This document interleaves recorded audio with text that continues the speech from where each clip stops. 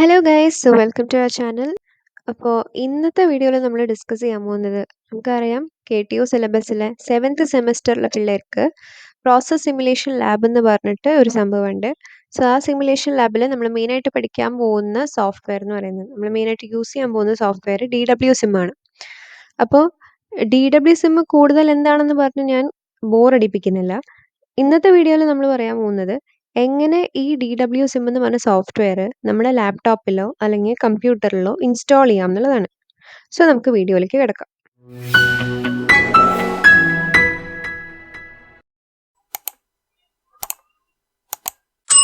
അപ്പോൾ നിങ്ങൾ ആദ്യം തന്നെ എന്ത് ചെയ്യുക, നിങ്ങളുടെ ഗൂഗിൾ എടുക്കുക. ഗൂഗിളിൽ DWSIM എന്ന് പറഞ്ഞിട്ട് സെർച്ച് ചെയ്യാം. അപ്പോൾ ഉണ്ടാവും ഫസ്റ്റിൽ തന്നെ DWSIM ഓപ്പൺ സോഴ്സ് സിമുലേറ്റർ എന്ന് പറഞ്ഞിട്ട്. സോ അതെടുക്കുക. ഇതിൽ ഡൗൺലോഡ് നൗ എന്ന് പറഞ്ഞ ബട്ടൺ കൊടുക്കുക.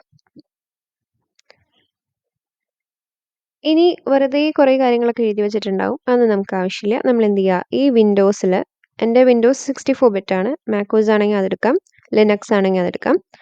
സോ നിങ്ങളുടെ സിസ്റ്റം എന്താണെന്നുള്ളത് അനുസരിച്ചിട്ട് അത് ഡൗൺലോഡ് ആക്കുക. അപ്പോൾ എൻ്റെ വിൻഡോസ് 64 ബിറ്റാണ്. അപ്പോൾ ഞാൻ എന്ത് ചെയ്യും, ഈ ഇൻസ്റ്റാളർ പാക്കേജ് ഡൗൺലോഡ് ആക്കും.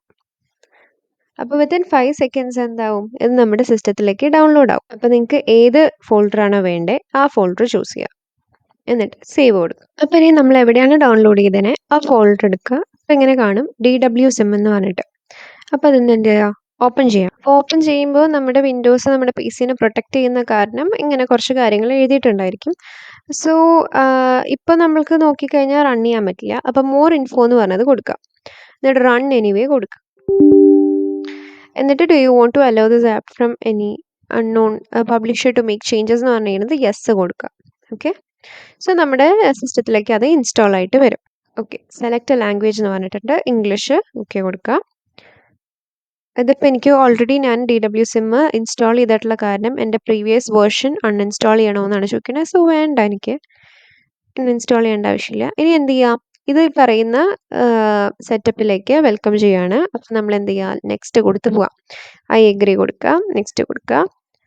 അപ്പോൾ ഇതിൽ ഓൾറെഡി അവർ ഡിഫോൾട്ടായിട്ട് കുറച്ച് കാര്യങ്ങൾ സെലക്ട് ചെയ്തിട്ടുണ്ട്. സോ നമ്മളായിട്ട് ഇനി വേറെ ഒന്നും സെലക്ട് ചെയ്യാൻ പോകുന്നുണ്ട്, നെക്സ്റ്റ് കൊടുക്കുക.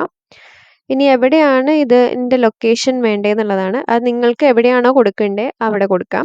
അപ്പം ഞാൻ എൻ്റെ ഡെസ്റ്റിനേഷൻ ഫോൾഡർ പറഞ്ഞിട്ടുണ്ട്, എന്നിട്ട് നെക്സ്റ്റ് കൊടുത്ത് ഇൻസ്റ്റാൾ ചെയ്യുക. നമ്മുടെ സിസ്റ്റത്തിലേക്ക് അത് ഇൻസ്റ്റാൾ ആവും.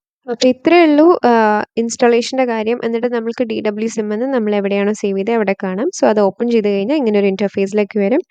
ഇനി നിങ്ങൾക്ക് ബാക്കി എന്തൊക്കെ DWSIM പഠിക്കാനുണ്ട് എന്നുള്ള ട്യൂട്ടോറിയൽ വഴിയേ വരുന്നുണ്ട്. So till then, thank you.